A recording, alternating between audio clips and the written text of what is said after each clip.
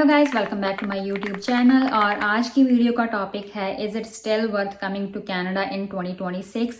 तो बहुत से स्टूडेंट और इमिग्रेंट्स कनाडा अभी आना चाहते हैं, लेकिन उनको यही डर है कि कनाडा आना सेफ है या सिक्योर है या फिर नहीं, क्योंकि बहुत सी न्यूज़ स्प्रेड हो रही हैं डे बाय डे। तो अभी तो कनाडा में रेसिज्म भी is at its peak now, और ऊपर से इमिग्रेशन ने बहुत से चेंजेस करे हैं। तो सभी को यही डाउट होता है कि कनाडा जाना सही ऑप्शन है भी या नहीं। तो आज की वीडियो में मैंने कुछ पॉइंट्स आपके लिए निकाले हैं जो कि आपको हेल्प करेंगे एक सही डिसीजन लेने में। So let's start today's video.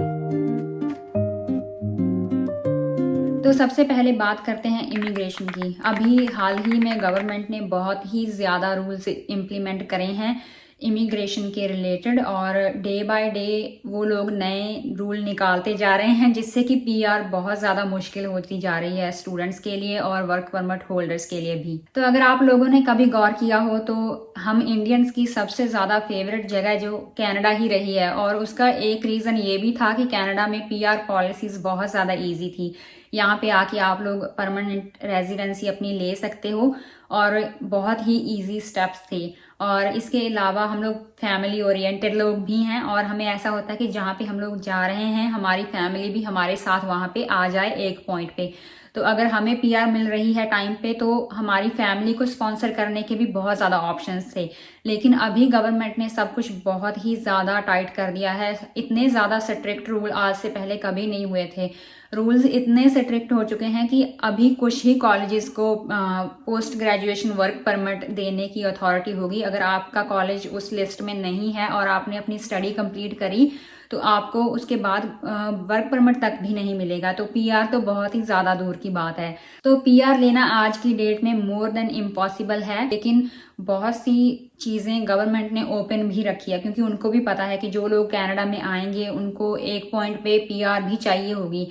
तो उन लोगों ने ट्रेड की ऑप्शंस रखी हुई हैं, हेल्थ केयर की ऑप्शंस ओपन है, आईटी जॉब्स, और जो भी आपको स्किल्स आती हैं तो वो वाली जॉब्स की जो कैटेगरीज हैं वो ओपन हैं, और उनमें पीआर जो लेनी है वो बहुत ईजी है। इसके अलावा जो फ्रेंच की कैटेगरी है वो भी ओपन है, और उस पर भी अभी भी कोई भी स्ट्रिक्ट रूल जो है इम्प्लीमेंट नहीं करे गए हैं।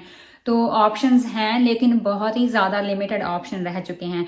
तो अगर आप कनाडा आने का सोच रहे हो तो आपको इन चीज़ों को ध्यान में रखना पड़ेगा कि आपके पैसे वेस्ट ना हो, ताकि आप यहाँ पे आके स्टडी तो कर लो और बाद में आपको वर्क परमिट ना मिले तो उसका क्या ही फ़ायदा है ना। तो आप अपने घर वालों का डेट ही बढ़ाओगे। तो कोई भी नहीं चाहता कि आप अपने घर वालों पे बोझ बनो और उनका कर्जा और बढ़े कम होने की बजाय। तो इन चीज़ों को आपने बहुत ध्यान से एनालाइज करना है कि अगर आप किसी कोर्स को लेके आ रहे हो या फिर किसी यूनिवर्सिटी या कॉलेज जा रहे हो तो उसके अपनी स्टडी फिनिश करने के बाद आपको वर्क परमिट मिल तो जाएगा ना। तो ये सारी चीज़ें आपने खुद भी रिसर्च करनी है और अपने कंसल्टेंट से भी पूछनी है। तो जो नेक्स्ट पॉइंट पे मैं बात करने वाली हूँ वो है कनाडा का जॉब मार्केट। तो बहुत सी आप लोगों को र्यूमर्स सुनने को मिल रही होंगी कि कनाडा में जॉब नहीं है या फिर बहुत ज़्यादा मुश्किल है जॉब अभी लेना। लेकिन मैं अपने खुद के एक्सपीरियंस से आप लोगों को बोल रही हूँ कि कनाडा में जॉब लेना बिल्कुल भी मुश्किल नहीं है। हाँ, थोड़े से चैलेंजेस हैं अभी भी, लेकिन कनाडा में जॉब लेना बिल्कुल भी मुश्किल नहीं है, टू बी ऑनेस्ट।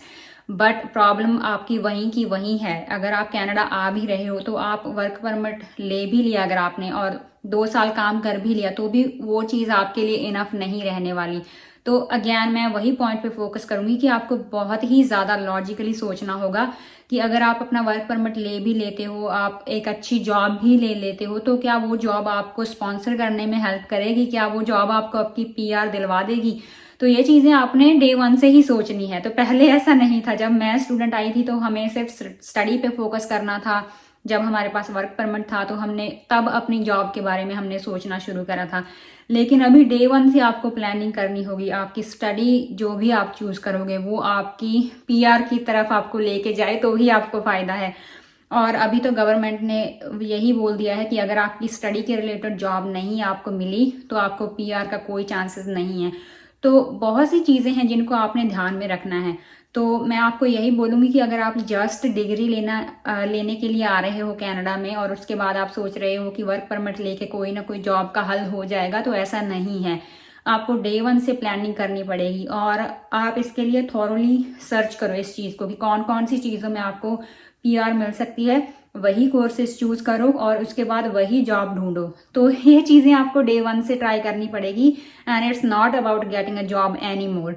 तो आपको वही जॉब लेनी पड़ेगी जो आपको आगे जाके आपकी पीआर में हेल्प करे डे 1 से। तो अगर कहीं पे भी कोई भी प्रॉब्लम होती है आपकी जॉब के दौरान, जब आपके पास वर्क परमिट है, तो भी आपको बहुत से इश्यूज आ सकते हैं अपनी पीआर लेने में।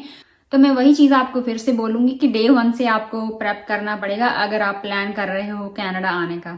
सो हमारा तीसरा और मेन पॉइंट है cost of living in Canada. तो अभी सभी को पता होगा कि कॉस्ट ऑफ लिविंग बहुत ज़्यादा बढ़ चुकी है एंड पीछे तो बहुत ज़्यादा घरों की शॉर्टेज भी होनी शुरू हो गई थी। तो ये भी एक कारण है कि गवर्नमेंट ने इमिग्रेशन पे रोक लगाई और इतने ज़्यादा स्ट्रिक्ट रूल्स लेके आए वो। तो ये चीज़ें अभी भी कंटिन्यू हैं। घरों की कीमत बहुत ज़्यादा बढ़ चुकी है। अगर मैं रेंट की बात करूं तो भी रेंट भी बहुत ज़्यादा बढ़े हैं और इसके अलावा ग्रॉसरी तो अभी आसमान छू रही हैं, इतनी ज़्यादा एक्सपेंसिव हो चुकी हैं। तो आपको इन सभी चीज़ों को भी माइंड में रखना पड़ेगा जब आप कनाडा में आओ। अगर आप एक स्टूडेंट के तौर पे आ रहे हो तो आपके पास जीआईसी होगी, आई नो, लेकिन अगर आपको 6 महीने या फिर 1 साल जॉब नहीं मिलती है तो उस कंडीशन में आप क्या करोगे? क्या आपके घर वालों के पास इतना बैकअप पैसा है कि वो आपका खर्चा उठा सकें? तो इन चीज़ों के लिए भी खुद को और अपने घर वालों को प्रिपेयर रखें कि अगर ऐसा कभी हो तो क्या आप लोग मेरा थोड़ा बहुत खर्चा उठा लोगे?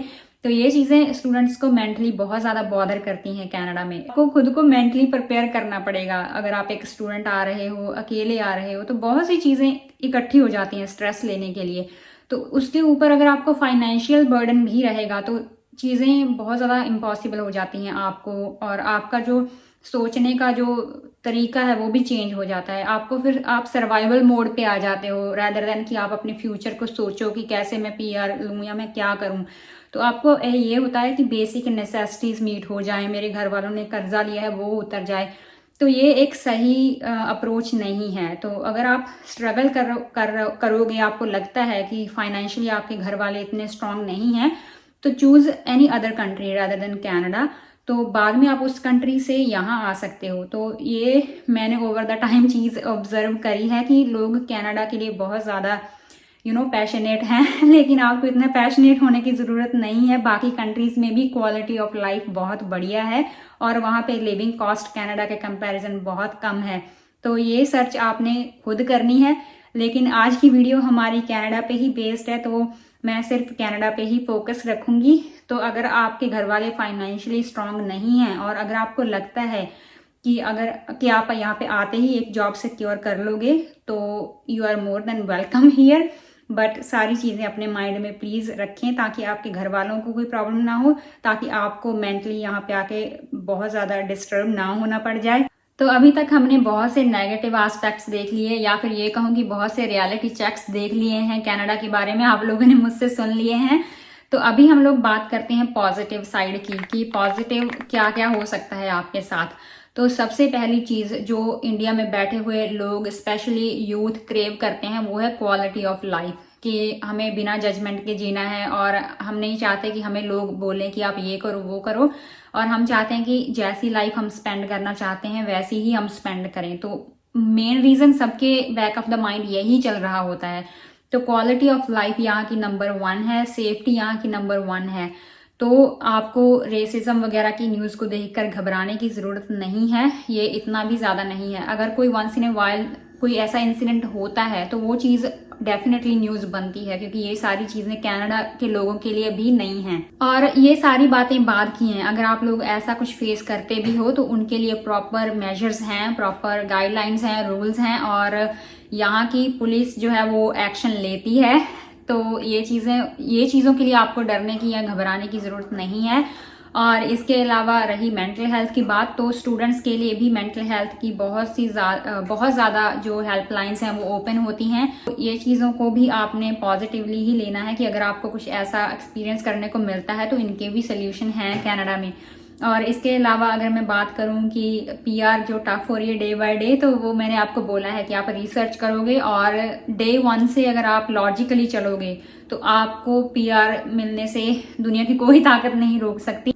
तो मैं आपको यही एडवाइस करूँगी कि अगर आपको लगता है कि आप केपेबल हो सारी चीज़ों को प्री प्लान करने के और अपना एक पाथवे बनाने के कि मुझे डे 1 से ये करना है और फिर ये करना है, और अगर आप स्किल्ड हो और अगर आपको लगता है कि आप एक ऐसी चीज़ें इन फ्यूचर सीख सकते हो यहाँ कनाडा में आके, और अगर आप इंडिया में हेल्थ केयर के स्टूडेंट हो या फिर आप यहाँ पे आके हेल्थ केयर की पढ़ाई करते हो, तो आपकी PR जो है वो चुटकियों में हो जाएगी।